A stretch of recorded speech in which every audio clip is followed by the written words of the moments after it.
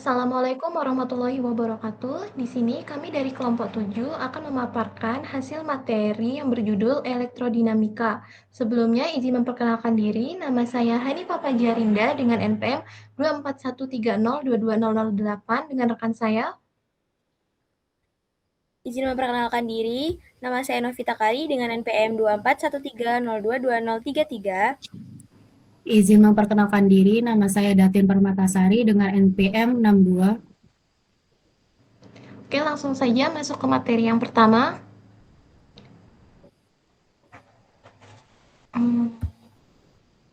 Bisa di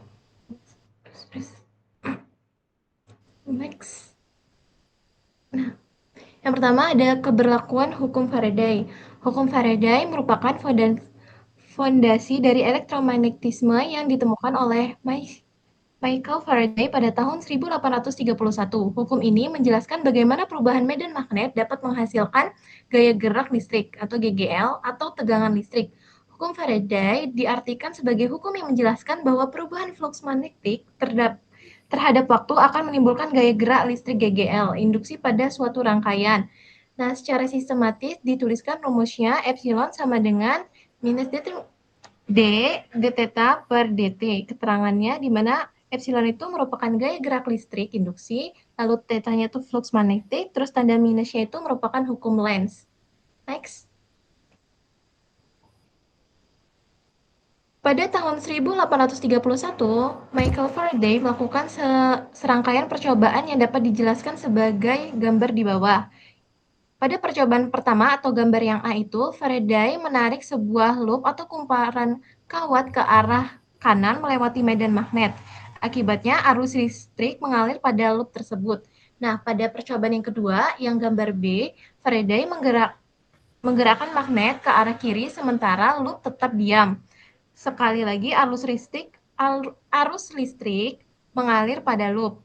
Dan yang percobaan ketiga atau pada gambar yang C, ketika loop dan magnet sama-sama diam, Faraday mengubah kekuatan medan magnetnya menggunakan elektromagnet dan mengubah arus pada kumparan. Hasilnya arus listrik kembali mengalir pada loop. Nah, dari ketiga percobaan itu, Faraday menyimpulkan bahwa arus listrik induksi muncul apabila terjadi perubahan flux magnetik pada suatu rangkaian. Jadi, yang menyebabkan munculnya arus bukan hanya karena magnet atau kumparan bergerak, tetapi karena ada perubahan medan magnet yang menembus kumparan. Next. Selanjutnya membahas persamaan hukum Faraday. Yang pertama dalam bentuk integral. Persamaan berikut menunjukkan hubungan antara gaya listrik GGL induksi dan perubahan flux magnetik. Artinya, gaya gerak listrik dalam sebuah loop sama dengan negatif laju perubahan flux magnetik melalui loop tersebut. Di mana itu rumusnya epsilon tuh gaya gerak listriknya, terus itu ada integral garis tertutup, E itu medan listriknya, dl itu merupakan elemen panjang lintasan kecil pada loop, θ-nya itu merupakan flux magnetik, terus ada perubahan flux magnetik terhadap waktu. Yang kedua, bentuk diferensial setelah diterapkan teorema Stokes. Ini salah satu dari persamaan Maxwell yang menyatakan bahwa medan listrik memiliki rotasi atau curl apabila medan magnet berubah terhadap waktu. Itu ada operator nabla, terus curl medan listrik, terus turunan parsial dari turunan parsial medan magnet, perubahan medan magnet terhadap waktu. Next. Itu terdapat penerapan hukum Faraday. Yang pertama ada generator listrik AC menjelaskan bahwa generator listrik bekerja berdasarkan prinsip kumparan berputar theta berubah terhadap waktu dalam medan magnet permanen. Yang kedua, transformator menjelaskan transformator sebagai penerapan induksi mutual arus AC pada kumparan primer menciptakan medan magnet yang berubah-ubah, menginduksi GGL pada kumparan sekunder. Yang ketiga, motor listrik. Motor listrik sebagai kebalikannya dari generator. Arus listrik dalam kumparan yang berada di medan magnet menghasilkan gaya atau hukum Lorentz yang memutar kumparan. Namun saat berputar, motor itu sendiri menginduksi GGL balik, back back EMF yang mengurangi arus. Ini adalah hukum Faraday dalam aksi yang berlawanan. Yang keempat ada kompor induksi. Fenomena arus ED atau eddy current, medan magnet AC yang berubah cepat menginduksi arus pusar pada konduktor logam. Energi arus ED diubah menjadi panas melalui efek Joule. P sama dengan I kuadrat R. Inilah prinsip kompor induksi, di mana panas dihasilkan langsung di dalam wajan, bukan di permukaan kompor. Dan yang terakhir ada pengisian nirkabel wireless atau wireless charging. Kumparan pemancar menghasilkan medan magnet AC, lalu menginduksi EMF pada kumparan penerima di dalam ponsel. Prinsipnya juga sama seperti transformator jarak dekat. Next.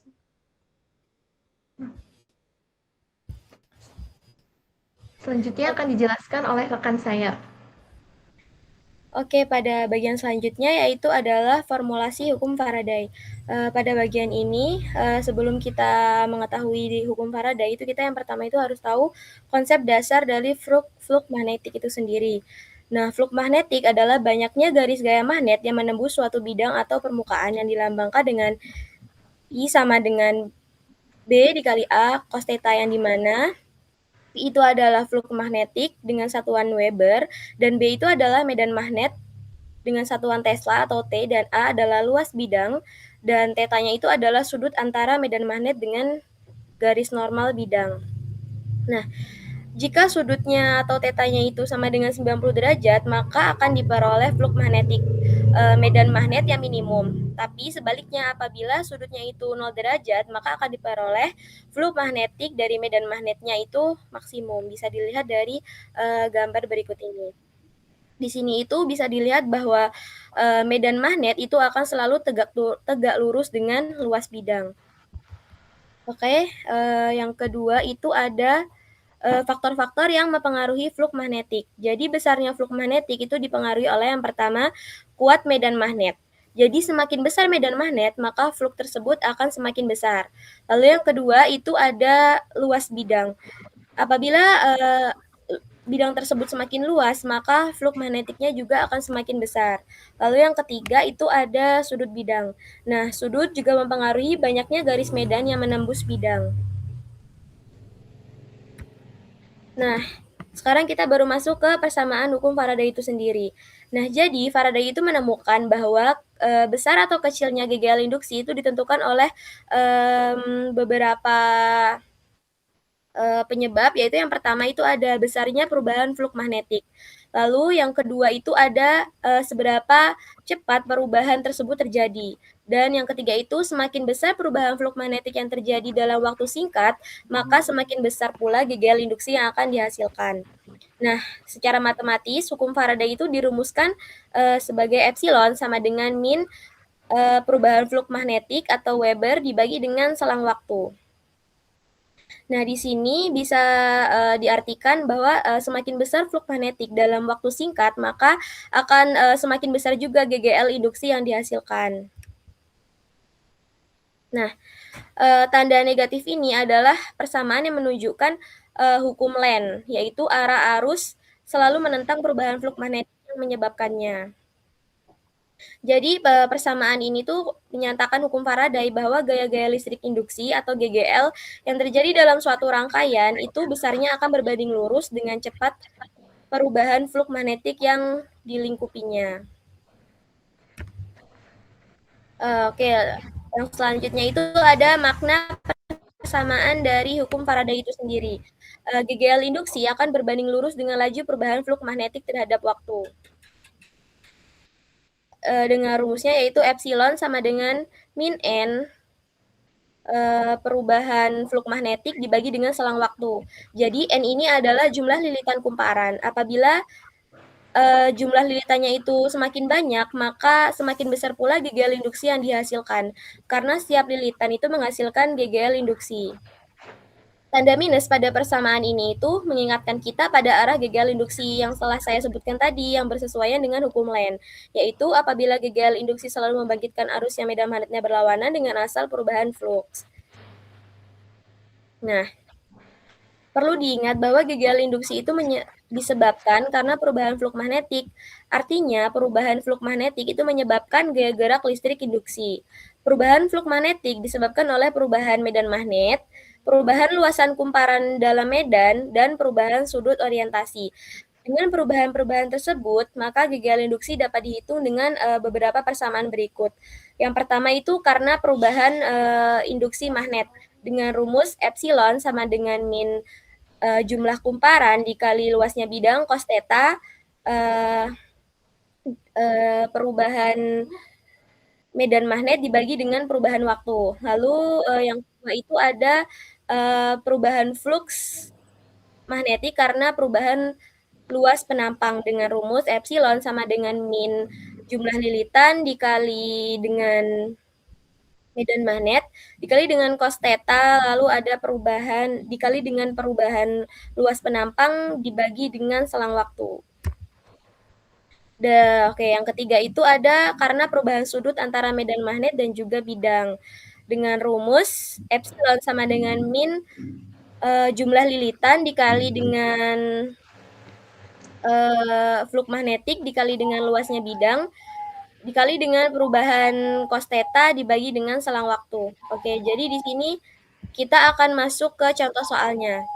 Jadi soalnya itu adalah sebuah kumparan mempunyai 600 lilitan dan fluk magnetik yang dikurungnya itu mengalami perubahan sebesar 5 kali 10 pangkat 5 Weber selama 2 kali 10 pangkat min 2 detik.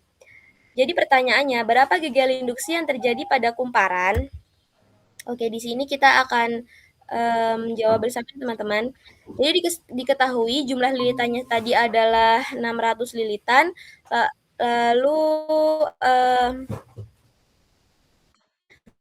perubahan fluk magnetiknya itu adalah 5 kali 10 pangkat min 5 Weber dan selang waktunya itu adalah 2 kali 10 pangkat min 2 detik. Yang ditanya tadi kan adalah gejala induksi yang terjadi pada kumparan. Nah, jadi rumusnya itu yang saya sebutkan tadi, epsilon sama dengan min jumlah lilitan dikali dengan fluk magnetik yang dihasilkan dibagi dengan selang waktu. Lalu kita masukkan angka-angkanya di sini dan diperoleh gejala induksinya yaitu minus 1,5 volt. Untuk materi yang selanjutnya akan disampaikan oleh rekan saya. Oke, untuk materi selanjutnya itu adalah merumuskan persamaan Maxwell. Jadi untuk persamaan Maxwell itu sendiri terdapat 4 persamaan, yaitu Gauss Law, lalu yang kedua itu Gauss Law untuk medan magnet, Faraday Law, dan Ampere Law with Maxwell correction atau hukum Ampere. Oke, next. next. Yang pertama itu hukum Gauss untuk medan listrik, itu ada 2 bentuk, yaitu bentuk diferensial dan bentuk integral, di mana untuk bentuk diferensialnya itu nabla dikali dengan medan listrik sama dengan rho per epsilon 0. Untuk bentuk integralnya itu sendiri, integral dari medan listrik dikali dengan dA sama dengan Q per epsilon 0, di mana persamaan ini menjelaskan bahwa muatan listrik itu merupakan sumber medan listrik. Jika ada muatan positif, garis-garis medan listrik keluar dari muatan tersebut. Jika muatan negatif, garis medan masuk ke muatan. Pada buku Griffith itu sendiri menjelaskan bahwa divergensi medan listrik berkaitan langsung dengan kerapatan muatan listrik. Artinya, semakin besar muatan, maka semakin besar medan listrik yang dihasilkan. Begitu pula jika medan listrik selalu berasal dari muatan listrik. Yang kedua itu hukum Gauss untuk medan magnet. Sama, masih ada bentuk diferensial dan bentuk integral untuk rumusnya. Untuk bentuk diferensial itu ada nabla dikali dengan medan magnet sama dengan 0. Untuk bentuk integral itu integral medan magnet dikali dengan dA sama dengan 0. Nah, untuk maknanya itu adalah tidak ada monopol magnet. Pada buku Griffith itu menegaskan bahwa sampai sekarang belum ditemukan muatan magnet tunggal. Garis medan magnet itu selalu membentuk loop tertutup yang tidak berawal maupun berakhir. Griffith menegaskan bahwa sampai sekarang belum ditemukan muatan magnet tunggal. Akibatnya garis medan magnet selalu membentuk loop tertutup. Kutub utara dan selatan magnet selalu berpasangan. Yang artinya jika magnet dipotong tidak akan terbentuk kutub tunggal karena setiap potongan magnet tetap memiliki pasangan kutub utara dan selatan. Berbeda dengan muatan listrik positif dan negatif yang dapat dipisahkan. Yang ketiga itu ada hukum Faraday, di mana untuk bentuk diferensialnya itu nabla cross dengan medan listrik sama dengan minus do B per do T. Untuk bentuk integralnya itu integral medan magnet dikali ds sama dengan minus dari d pi B per dt. Makna utamanya perubahan medan magnet menghasilkan medan listrik. Pada buku Griffith menjelaskan bahwa medan magnet yang berubah terhadap waktu akan menginduksi medan listrik, membangkitkan medan listrik. Contohnya, ketika magnet digerakkan mendekati kumparan, flux magnet berubah sehingga timbul arus listrik induksi. Tanda negatif menunjukkan arah induksi selalu menentang perubahan flux magnet atau hukum Lenz. Yang keempat, hukum Ampere-Maxwell. Di mana hukum ini adalah hukum Ampere yang sebelumnya ditemukan dan dikoreksi oleh Maxwell. Maka jadilah hukum Ampere-Maxwell. Sebelum Maxwell, hukum Ampere itu hanya nabla cross medan magnet sama dengan mu 0 J. Namun bentuk lama ini bermasalah saat arus berubah terhadap waktu, misalnya ketika kapasitor sedang diisi. Lalu Maxwell kemudian menambahkan suku mu0 epsilon 0 do E per do T yang disebut displacement current atau disebut juga arus pergeseran Maxwell pada Ampere. Hukum Ampere-Maxwell menjelaskan bahwa medan magnet tidak hanya dihasilkan oleh arus listrik, tetapi juga dapat dihasilkan oleh perubahan medan listrik terhadap waktu. Sehingga medan listrik dan medan magnet dapat saling membangkitkan satu sama lain dan memungkinkan gelombang elektromagnetik merambat di ruang hampa. Jadi untuk persamaannya setelah ditambahkan dengan suku dari displacement current tadi itu dapat bentuk diferensialnya itu nabla cross medan magnet sama dengan mu 0 J plus mu 0 epsilon 0 do E per do T. Untuk bentuk integralnya itu integral medan magnet dikali dengan ds sama dengan mu 0 kuat arus ditambah mu 0 epsilon 0 dPe per dt. Oke, selanjutnya akan dijelaskan oleh rekan saya. Selanjutnya, persamaan Maxwell dalam bentuk verbal dan gambar. Hukum Gauss pada medan listrik. Hukum Gauss menyatakan bahwa jumlah flux listrik yang melewati suatu permukaan. Apa?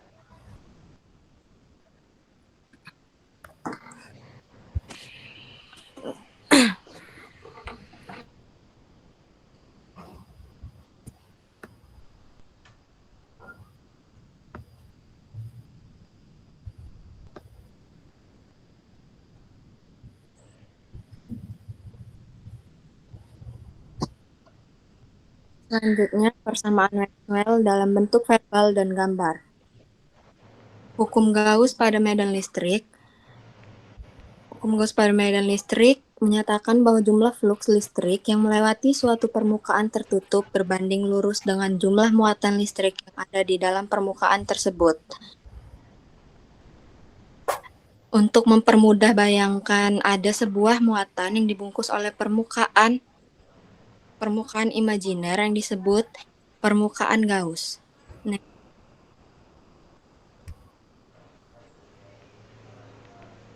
Selanjutnya, hukum Gauss pada medan listrik. Hukum Gauss adalah bahwa besar muatan listrik yang terdapat di suatu daerah dapat diketahui melalui jumlah flux listrik yang menembus permukaan tertutup di sekelilingnya. Untuk menentukannya, muatan tersebut dibayangkan dilingkupi oleh sebuah permukaan imajiner yang disebut permukaan Gauss. Medan listrik dari muatan akan menghasilkan garis-garis medan yang menembus permukaan tersebut, sehingga total flux listrik yang keluar dari permukaan Gauss berbanding lurus dengan besar muatan yang terkandung di dalamnya. Dengan demikian, semakin besar muatan listrik, maka semakin besar flux listrik yang menembus permukaan Gauss.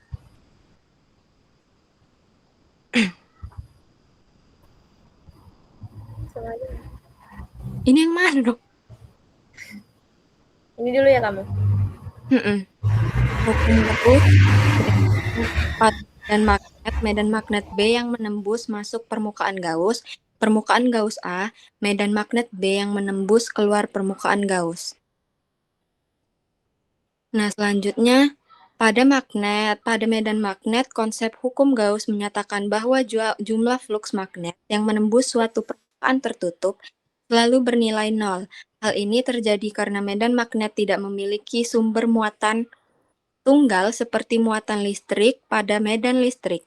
Garis-garis medan magnet selalu membentuk lintasan tertutup sehingga garis medan yang masuk ke dalam permukaan akan sama banyak dengan garis medan yang keluar. Oleh karena itu, tidak ada muatan magnet tunggal atau monopol magnetik yang dapat dilingkupi oleh permukaan Gauss. Selanjutnya, inti dari hukum Faraday adalah bahwa perubahan flux magnet yang terjadi pada suatu penghantar atau kumparan dapat menimbulkan gaya listrik.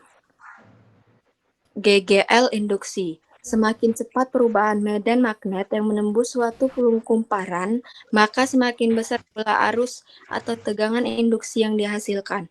Perubahan flux magnet ini dapat terjadi karena perubahan kuat medan magnet, perubahan luas bidang, atau perubahan posisi kumparan terhadap medan magnet. Selanjutnya, hukum Ampere. Hukum Ampere adalah bahwa arus listrik yang mengalir pada suatu penghantar dapat menghasilkan medan magnet di sekitarnya. Besar medan magnet tersebut tergantung pada besar arus yang mengalir dari jarak dari penghantar. Untuk menganalisisnya digunakan lintasan tertutup imajiner yang disebut lintasan Ampere. Saya kembalikan kepada moderator. Baik, demikian hasil pemaparan materi dari kelompok 7. Kami mohon maaf apabila terdapat salah kata. Kami akhiri. Wassalamualaikum warahmatullahi wabarakatuh.